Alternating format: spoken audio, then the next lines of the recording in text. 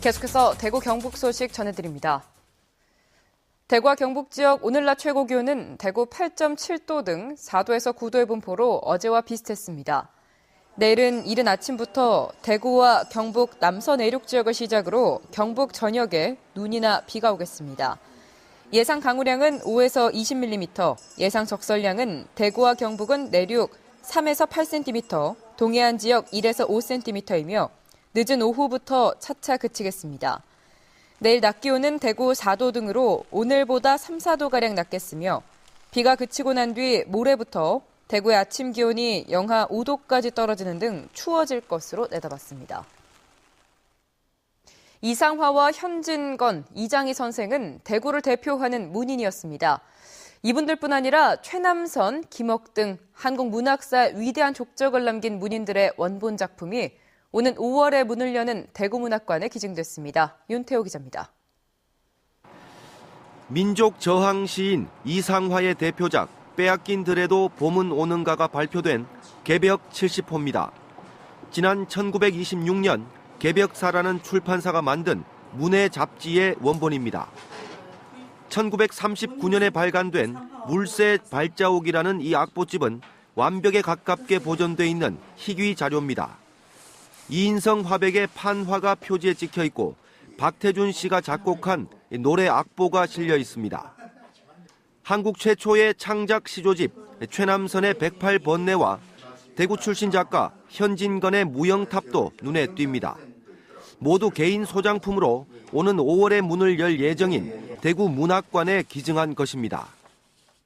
문학관이 문학관답게 활용이 되고 또 활성화되자면 좋은 자료들이 있어야 되겠다 싶고 내한테 있는 자료가 도움이 된다면 기꺼이 내겠다 하는 그런 생각으로 대구문화재단은 대구문학관에 소장할 자료를 구하기 위해 2012년 11월부터 1년 동안 1920년부터 60년대까지 대구를 중심으로 활동한 문인을 대상으로 자료 수집에 나서 초판 단행본과 문예지, 육필 원고 등 14,900여 점을 기증받는 성과를 거뒀습니다.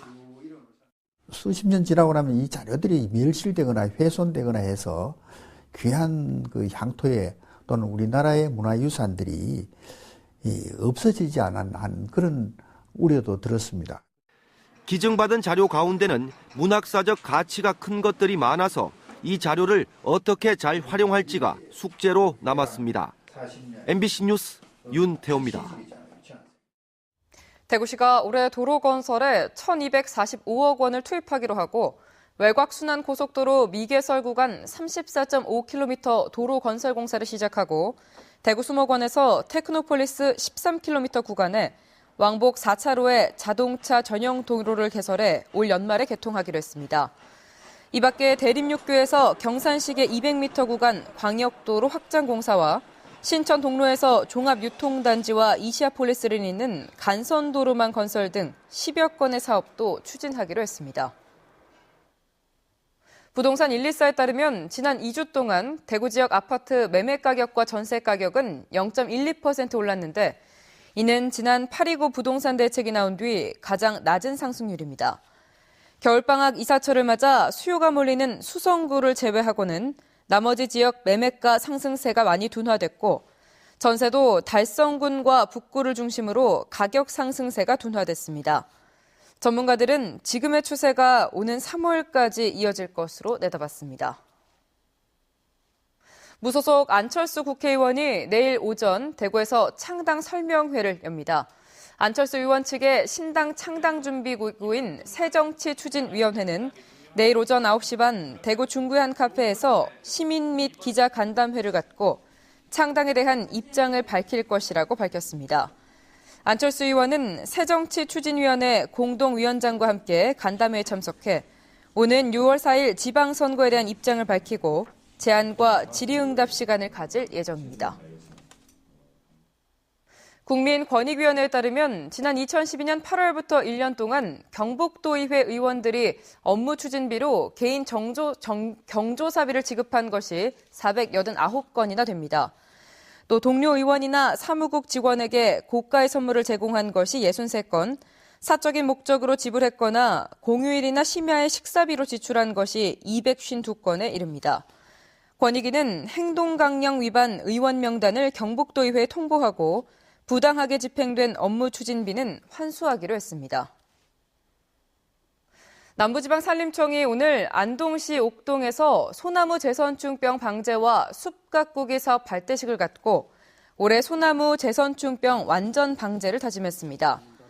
남부지방산림청은 지난해 소나무 재선충병 피해가 심한 포항과 영덕, 경남 김해 지역의 피해 고사목 2만 5천 그루를 제거한 데 이어 올해 4월까지 6개 산림조합과 22개 영림단을 투입해 피해 고사목 11만 그루를 모두 제거할 예정입니다.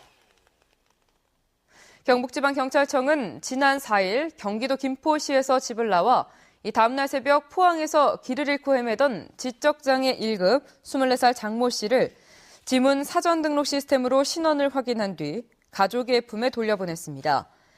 지난 2012년부터 시행되고 있는 지문 등 사전 등록제는 18세 미만 아동과 지적, 자폐성, 정신장애인, 치매 질환자 등을 대상으로 지문과 사진 등을 미리 등록하는 제도로 경북에서는 13만 명가량이 등록돼 있습니다.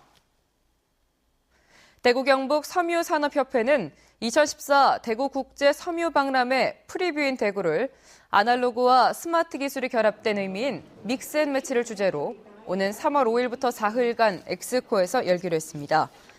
이를 위해 국내외 유명 브랜드를 포함해 해외 기업을 초청하고 특히 터키관을 새롭게 마련해 지역 섬유의 유럽 진출을 적극 추진할 계획입니다.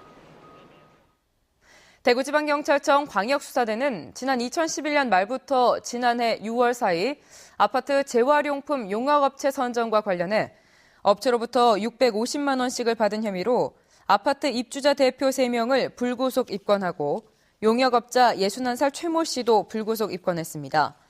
또 입주자 대표 김모 씨는 최근 2년간 아파트 오수관로 교체 등 4건의 공사를 하면서 공사비를 부풀려 일부를 되돌려받는 수법으로 730만 원을 챙긴 혐의도 받고 있습니다.